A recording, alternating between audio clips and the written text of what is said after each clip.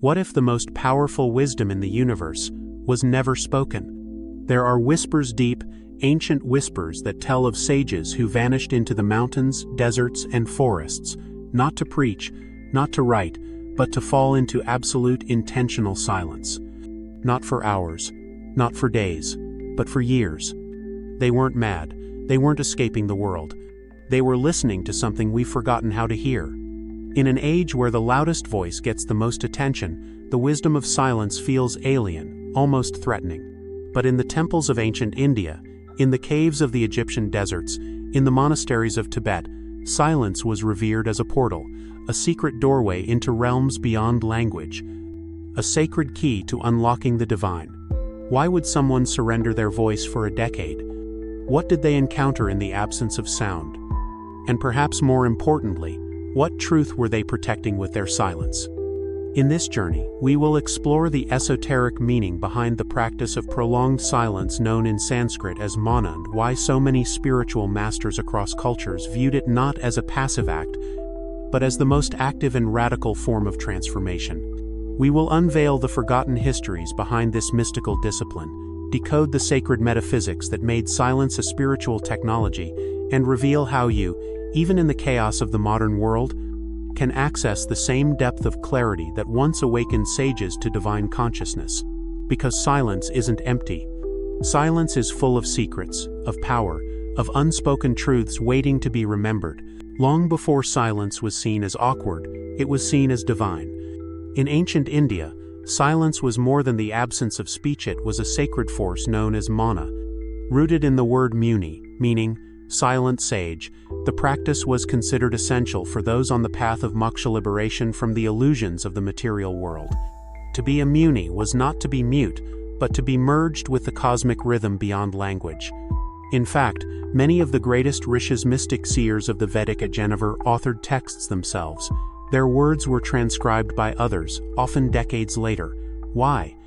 Because the truths they touched could not be transmitted through words alone. Their teachings arose from deep inner stillness, heard not with the ears, but with the soul. Across the sands of time, this sacred regard for silence echoed in other traditions. In Egypt, the high priests of Thoth were said to undergo long initiatory periods in silence before being permitted to speak sacred words because true speech must arise from inner alignment. In Greece, Pythagoras, a mystic mathematician, required his students to observe 5 years of silence before engaging in philosophical discourse. He believed that noise contaminated perception, and silence was the only way to purify the soul's lens.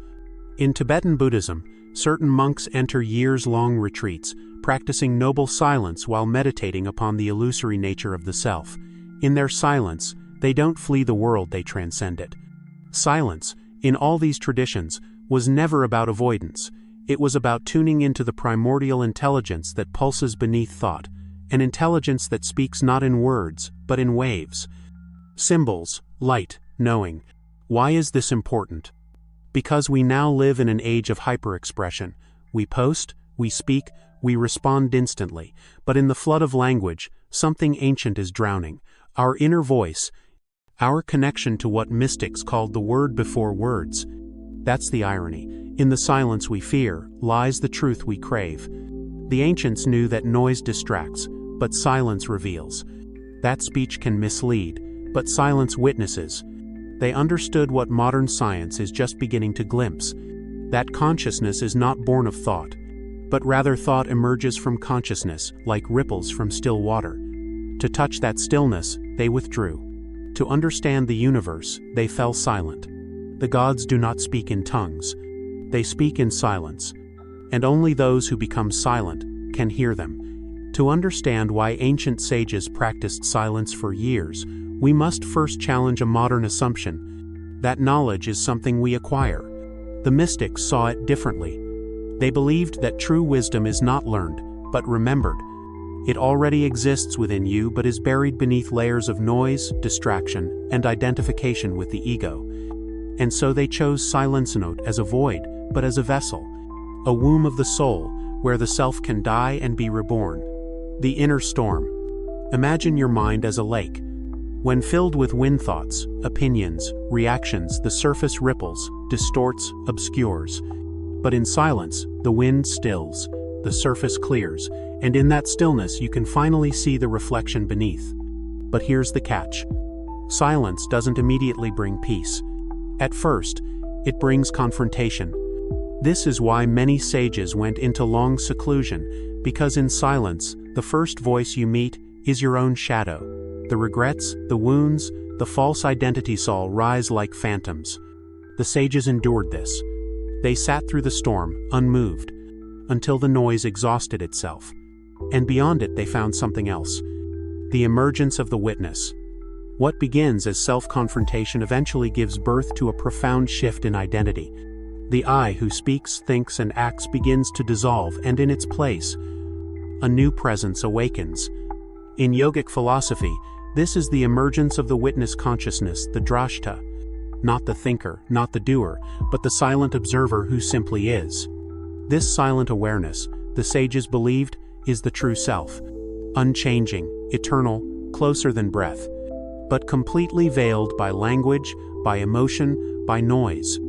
And so they practiced Mauna not to escape life, but to enter it more fully. Not to reject the world, but to see it clearly, without the distortion of constant commentary. Because commentary is interpretation. But silence is direct experience. The power of non-reaction. In silence, there is no space for defensiveness, no need to explain, no urge to prove. What arises instead is a deep state of equanimity, balanced, centered awareness that is immune to provocation. That's why spiritual masters could sit calmly before kings and tyrants, storms and miracles. They had trained in the highest form of mastery, non-reaction born of inner silence. And from that state, when they did speak, their words carried weight. Because they didn't speak to fill silence, they spoke from it. The sage speaks not to be heard, but because silence asked him to. There is a paradox at the heart of silence. The longer one remains silent, the more one begins to hear, but not with the ears. Rather, with a part of the being modern language cannot name. This is the forgotten organ of perception, the inner ear of the soul, the logos behind the silence. In ancient mystical traditions, silence wasn't seen as the opposite of speech, it was its origin. The Greeks called it the logos, the divine order, the hidden logic behind reality. But logos was not just a word. It was the word, the first vibration, the breath of creation. To commune with the logos, one had to silence the surface mind. Because only in that space of emptiness could the logos be felt. This is why mystics across cultures describe similar experiences after long silence. A sense of being guided by unseen intelligence, the spontaneous unfolding of knowledge without prior study, a clarity of insight that bypasses rational thought entirely. Some even claim to hear an inner sound, the nada, celestial frequency that resonates behind all physical existence. In Vedic teachings, it is the anahata nada, the unstruck sound. In mystic Christianity, it is the word made flesh. In Sufism, the whisper of the beloved within the heart. But it only arises in silence. Not the silence of absence, but the pregnant silence of presence. The ego dissolves in the void. The ego cannot survive long silence. It needs noise to assert its identity, to be right, to be heard, to be admired. But in the absence of dialogue, comparison, and affirmation, the ego withers. This is not death, it is liberation. Because once the ego dies, something else awakens, being itself. You are no longer the thinker, the achiever, the identity. You are simply aware, free, still, eternal. This is what the sages discovered, not a philosophical idea, but a lived experience. And once touched, it changes everything. Why they didn't speak of it. Now you might ask, why didn't they return and write books about this? Why so much secrecy? Because the experience of true silence is non-transferable. It cannot be translated into words without distortion. Like trying to describe a sunrise to someone born blind, or the taste of honey to one who's never eaten. So instead, they lived it. Their silence became their teaching. Some students, sensing the radiance, would sit beside them for years, absorbing not through words but presence, a transmission that passed soul to soul without a sound. This is the forgotten language of ancient wisdom, silent resonance. and it's still available to us, if we dare to quiet the noise long enough to feel it. Silence does not keep secrets. It reveals truths no voice could carry. Silence is not reserved for mountaintop sages. It is not confined to temples or hermitages. It is here waiting beneath the hum of your daily life. The power of silence can be practiced embodied even amidst the chaos of the modern world. But to do so, you must reclaim what the ancients knew. Silence is not an escape. It is a discipline. And it is a path. 1. Begin with intentional pauses. Start simply. Each day, carve out 5 minutes where you do nothing. No phone, no music, no talking. Just sit. Let thoughts come. Let them go. Don't resist them. Just observe. This is the first gate. The mind will rebel. The ego will whisper, "This is a waste of time." Smile and return to stillness. The sages called this the first fire where distraction is burned off.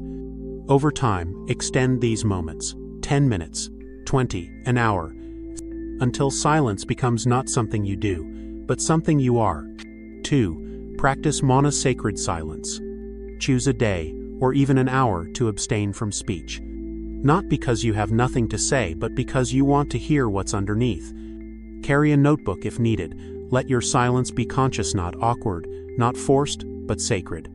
Feel how your presence shifts, how your awareness deepens, how the world slows down to meet you.